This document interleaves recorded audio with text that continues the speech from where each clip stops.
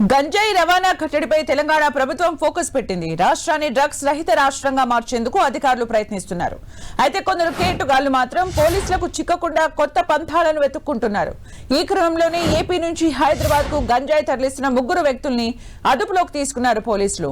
విశాఖపట్నానికి చెందిన కొర్ర ప్రవీణ్ కుమార్ అనే వ్యక్తి, ఒడిశాకు చెందిన బింగు రాజేష్ లు కలిసి పాడి కృష్ణారావు దగ్గర నుంచి హషీష్ ఆయిల్ సేకరించి ఆర్టీసీ బస్సులో హైదరాబాద్ కు తరలించారు. ఎల్బీ నగర్ మెట్రో స్టేషన్ సమీపంలో ఓ వ్యక్తికి ఈ గంజాయిని ఇవ్వడానికి రెడీగా ఉన్న సమయంలో పోలీసులు వారిని అదుపులోకి తీసుకున్నారు. నిందితుల దగ్గర నుంచి 2 కేజీల 100 గ్రాముల హాష్ ఆయిల్, 3 సెల్ ఫోన్స్, 4,000 రూపాయల నగదు స్వాధీనం చేసుకున్నారు. అనంతరం నిందితుల్ని రిమాండ్ కు తరలించారు.